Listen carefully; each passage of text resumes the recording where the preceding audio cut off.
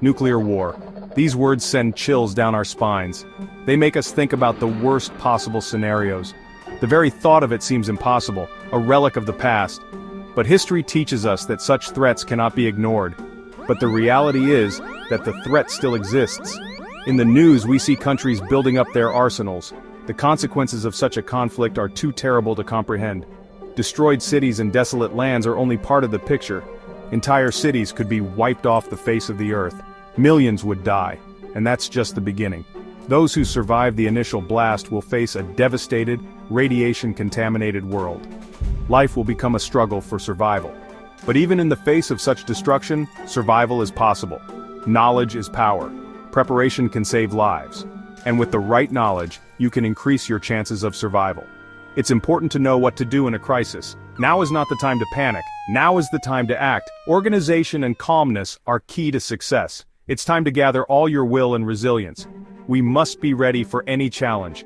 The road will be full of difficulties, but the human spirit is capable of overcoming unimaginable trials.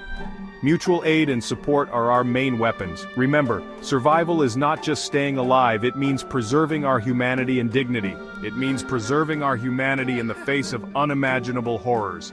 Together we can overcome any hardship.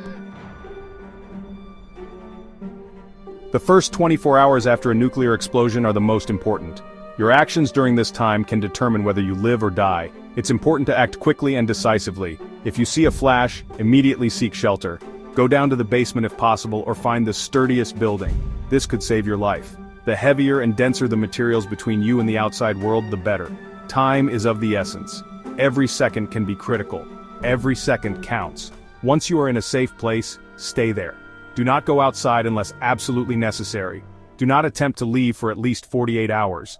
Radiation levels are highest immediately after the blast. Wait for the radiation to decrease. Stay informed. If you have a battery-powered radio, listen to emergency broadcasts. This will help you make the right decisions. Information is crucial in the early stages. You need to know what's happening, where it's safe to go, and what to expect. Be prepared for possible changes in the situation. Your shelter is your lifeline after a nuclear strike. Ideally, you should have identified a potential shelter beforehand.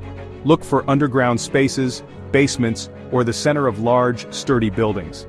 The main thing is to create as much distance and barriers as possible between you and the outside world. If you find yourself outdoors, you will have to improvise. Look for ditches, drainage pipes, or even fallen trees that can provide some cover. Pile earth, rocks, or any available materials on top to create additional layers of protection. Remember, your goal is to reduce radiation exposure. The thicker and denser the material around you, the higher your chances of survival. Radiation is one of the most insidious threats in a post-nuclear world. It's invisible, odorless, and tasteless. But its effects can be deadly. Exposure to high levels of radiation can lead to radiation sickness, which causes nausea, vomiting, hair loss, and even death. Understanding the basics of radiation is crucial. Radiation levels decrease over time. The longer you can stay in shelter, the less exposure you'll have. Decontamination is possible. If you've been exposed to radioactive fallout, remove your outer clothing and wash exposed skin with soap and water. This can significantly reduce the radiation dose you receive. Section 5. Water of life. Finding safe drinking water. Water is essential for survival. But in a post-nuclear world, finding safe drinking water can be difficult.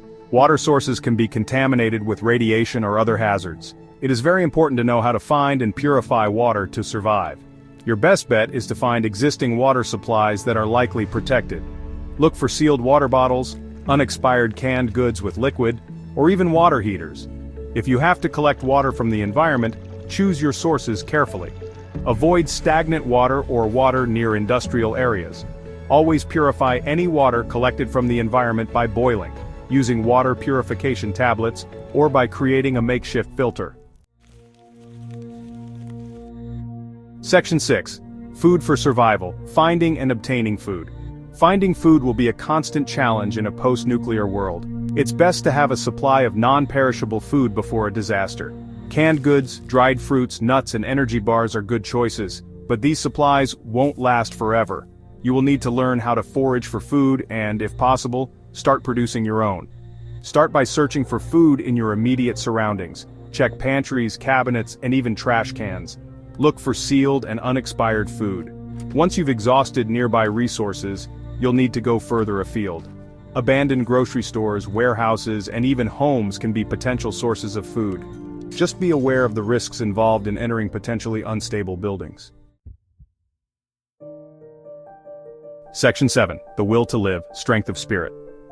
Surviving a nuclear war isn't just about physical endurance, it's also about strength of mind. The trauma of experiencing such a catastrophic event can be overwhelming. It's important to find ways to cope with stress, anxiety, and grief. Maintaining hope is vital. Focus on what you can control, such as your attitude and your actions. Set small, achievable goals for yourself each day. This can give you a sense of purpose and accomplishment. Connect with others. Isolation can be destructive. If you find yourself with other survivors, offer support and work together. There is strength in unity. Section 8. Community Recovery, Strength in Unity. After a nuclear war, community will be more important than anything.